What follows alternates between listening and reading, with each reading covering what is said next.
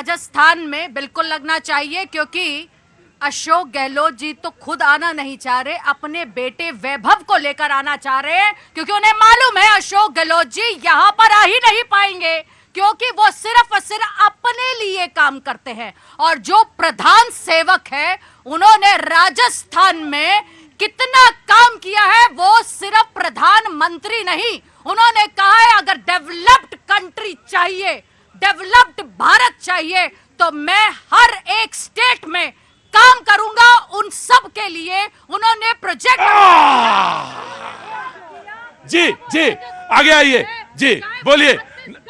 Of course Anuja अभी तो अनुजा ने बहुत बड़ा एक नारा लिया, जय सिया राम। ये कब हुआ ये तो हमें पता नहीं चला, क्योंकि महिलाओं से तो इनको इतनी नफरत है कि सीता माता को ही साइड में कर दिया था, ये तो जय श्री राम बोलने लगे थे। जय श्री राम बोलने लगे थे।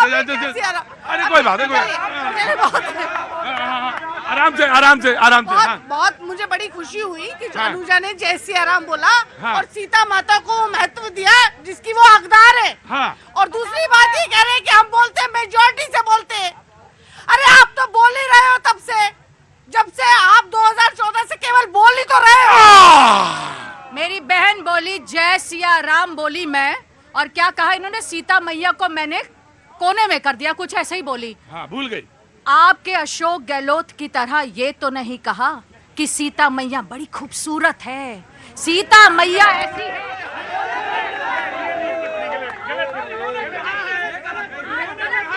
बात करी गई वहां पर वैसे तो नहीं बोला।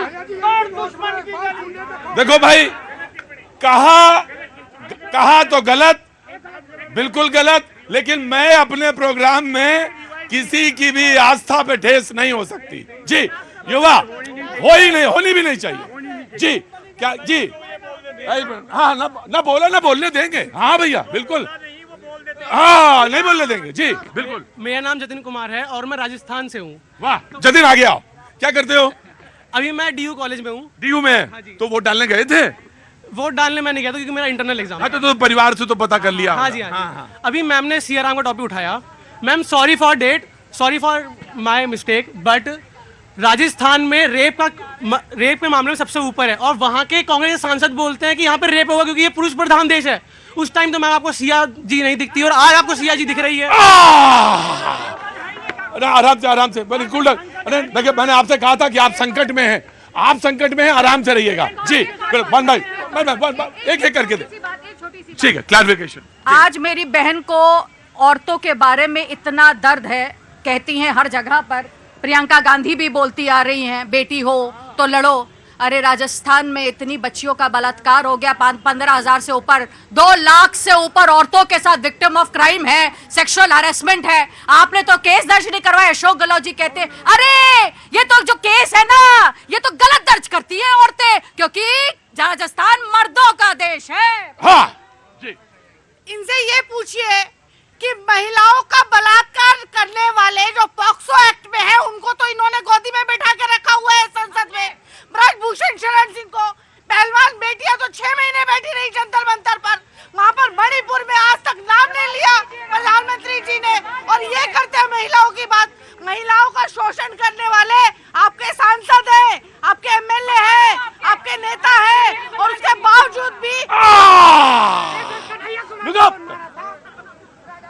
तेलंगाना में बीजेपी के पास पिछली बार अमिताभ 1 सीट थी, और प्रोजेक्शन में यहाँ पे दिख रहा है कि 10 सीटें। बड़ा अच्छा रोचक है जी। समाजवादी पार्टी को एक मौका, उसके बाद डिबेट ओपन जी। हम ये मानते हैं कि जैसे अभी अमिताभ जी ने कहा, हाँ जी, कि ये पेंडुलम का मामला है। हाँ, जनता जो नीतियां रही हैं, जो 5 साल की जो कार्य रहा है किसी भी सरकार का, हाँ, उस पे वोट करेगी। इसे पेंडुलम हम नहीं कह सकते। हाँ, जनता ने की सेवा अगर गहलोत जी ने ठीक से की होगी, हाँ, तो निश्चित तौर पे ये परंपरा बदलेगी। लेकिन क्योंकि पूरे देश में पिछले 10 साल में जो सरकार ने काम किया है भारतीय जनता पार्टी की, उसके खिलाफ भी ये जाएगा, क्योंकि आने वाले 6 महीने में पार्लियामेंट इलेक्शन है। तो मुझे लगता है कि वहां पे इंडिया गठबंधन की सरकार कांग्रेस की बनेगी। गहलोत जी ने जो जनहित की योजनाएं जमीन पे लाई हैं, उनको ध्यान में रखते हुए वहां की जनता वोट करेगी। राइट। मैं ऑटो वाले भैया नवल। हाँ जी। इन्होंने कहा आगे आओ। हमारे समाजवादी, मैं आपसे पूछना चाहता हूं, इसका मतलब आपने जनता के उत्तर प्रदेश में आप 10 साल राज किए, फिर भी जनता के दिल में नहीं उतरे, जनता ने आपको उखाड़ के फेंक दिया। दूसरी बात मैं कहना चाहता हूं इनसे, कांग्रेस पार्टी कह रही है कि हम पूर्ण बहुमत से सरकार बनाएंगे। आप बताइए, अगर पूर्ण बहुमत सरकार बनाएंगे, भारतीय जनता पार्टी ने तो गरीबों के लिए जो काम किया है 70 साल में आपने नहीं किया है। महिलाओं के लिए आपके सोनिया गांधी जी ने कहा था कि ये सपना राजीव गांधी जी का, उनको आरक्षण देने के लिए सपना पूरा किसने किया? नरेंद्र मोदी जी ने। किसने पूरा किया? स्वच्छ भारत अभियान का सपना किसने पूरा किया? नरेंद्र मोदी जी ने किया। उसके बाद श्यामा प्रसाद मुखर्जी जी का सपना था धारा 370 खत्म करने का, किसने सपना पूरा किया? नरेंद्र मोदी जी ने किया।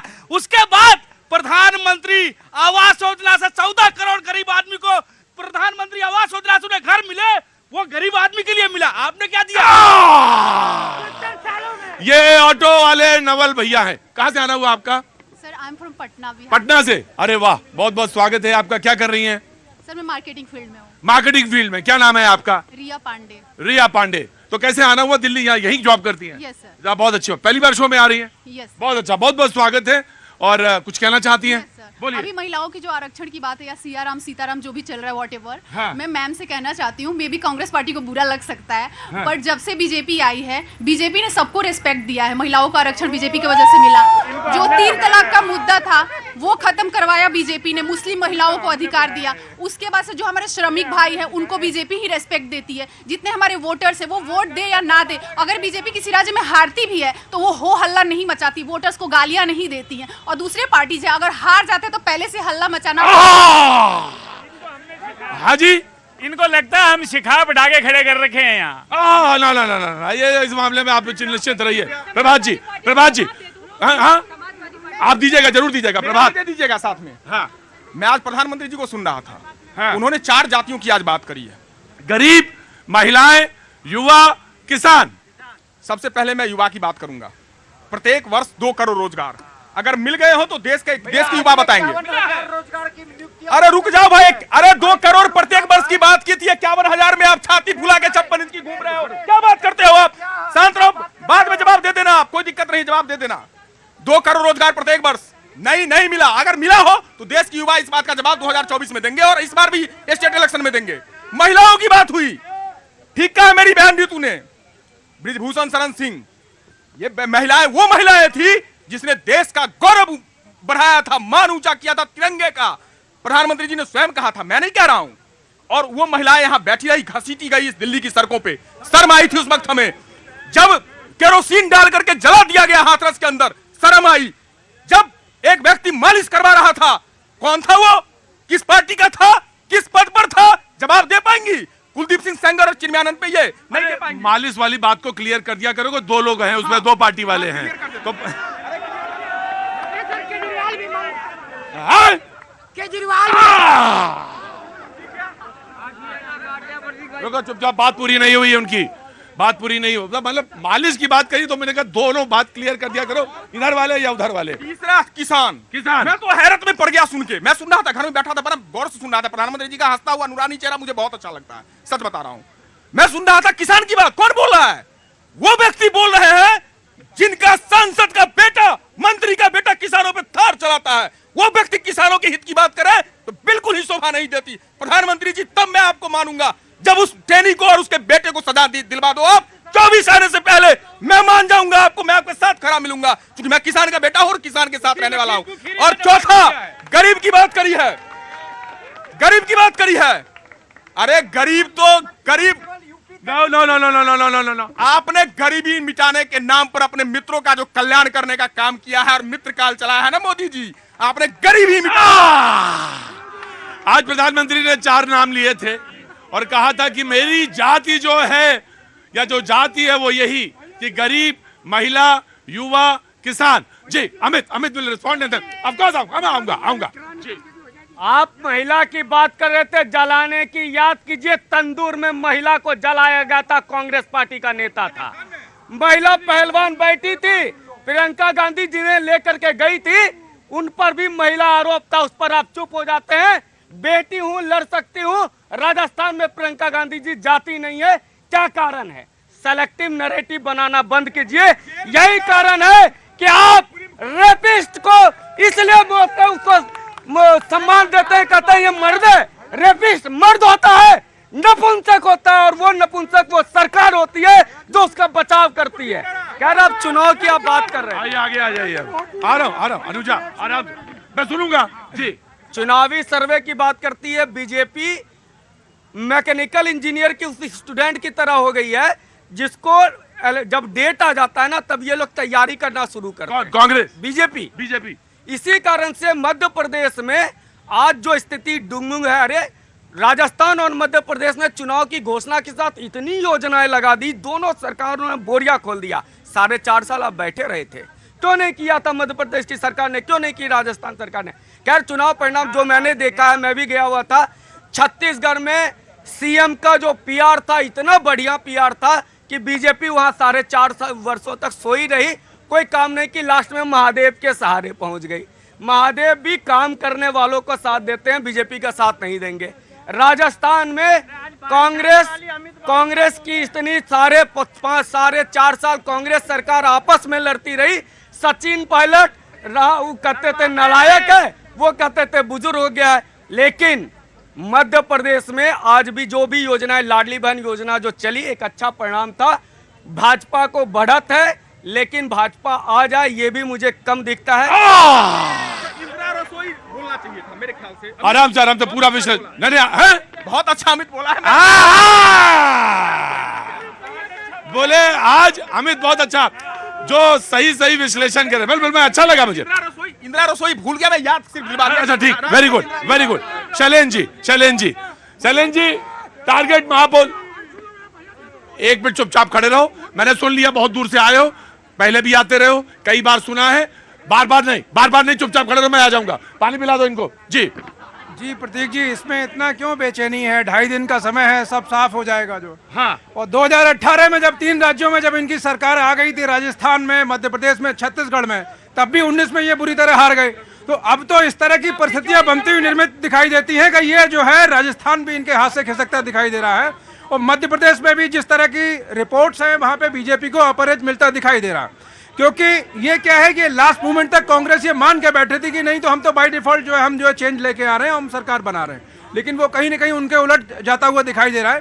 तो अगर 2 बड़े राज्य इनके हाथ से खिसकते हैं तो 2024 इनके आसपास भी कहीं नहीं आएगा जी। भाई तुम सुनो मेरी बात, मैं एक मिनट बात सुनो। नहीं पूछूंगा। नमस्ते, कहाँ जा रहे हैं? आपसे तो पूछने आ रहा था मैं। अच्छा जी, हाँ, कहाँ से आ रहे हैं? हम लोग दिल्ली में रहते हैं जी। दिल्ली में रहते हैं, अच्छा क्या काम करते हैं? मैं आर्टिस्ट हूँ जी। आर्टिस्ट हैं? अरे आर्टिस्ट का मन जो होता है बड़ा कोमल होता है। आर्टिस्ट बहुत सुरीला होता है। वो तार को देखता रहता है कहीं बेसुर ना हो जाए, इसलिए वो क्या बनाते हैं आप, या क्या करते हैं? हम बोर्ड बनाते हैं जी। हाँ? बोर्ड बनाते हैं, बोर्ड पेंटिंग आर्टिस्ट करते हैं। बहुत अच्छी बात है, बहुत शुभकामनाएं आपको। क्या नाम है आपका? महेंद्र कुमार जी। कुछ बोलना चाहते हैं, कुछ कहना चाहते हैं? बोलिए। देश के बारे में बोलिए। जितने नेता हैं, चाहे मोदी जी हो, चाहे राहुल जी हो, चाहे कोई भी नेता हो, सब बाहर के खाने वाले हैं। ये सब जनता जो है ना बेवकूफ बनी हुई है। बोले जनता बेवकूफ बनी हुई। कहाँ से आना हुआ साहब आपका? हाँ, ये प्लास्टिक वाले हैं या असली वाले हैं? हाँ, यह शरीर भी असली नहीं है। राजस्थान में कहाँ से आए हैं? उत्तराखंड से। उत्तराखंड में कहाँ से? विधानसभा क्षेत्र कपकोट से आए हैं। मेरा जाना हुआ था कपकोट, लेकिन ये आपके गुलाब जो हैं बड़े अच्छे लग रहे हैं जी। आप अपने पास रखिए, मैं आया जी। कहाँ से आना हुआ? मैं उत्तराखंडी हूँ, फौजी हूँ, फौज से रिटायर हुआ हूँ। 32.5 साल मेरी फौज की नौकरी है। मैं कहना चाहता हूँ कि जो कांग्रेस को वोट देता है, अगर राहुल के नाम पे वोट देता है तो वो पप्पू है।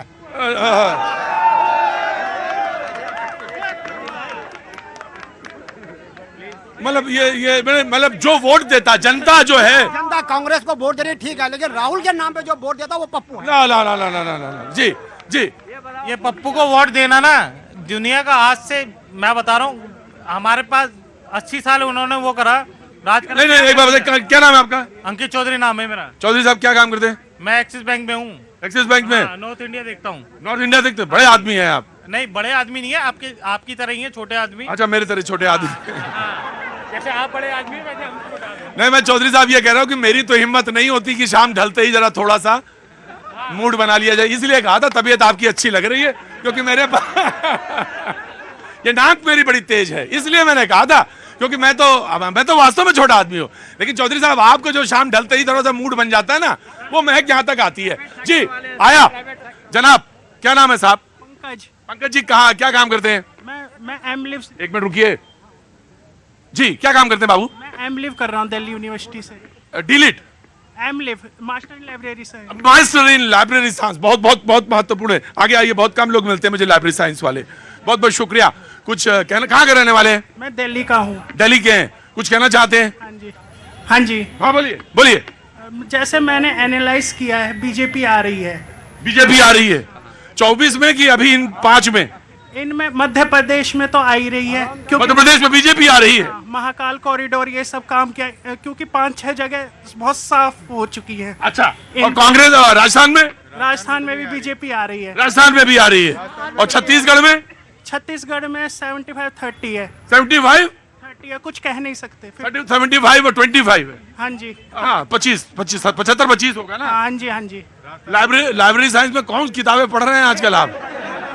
जी ना ना ना ना ना ना ना, ये अधिकार मेरे ही पास है जनता को बोलने का। ये आप कुछ नहीं बोलेंगे Congress, and then I will come. देखिए, अभी जो है अमित ने बोला कि वो सरकार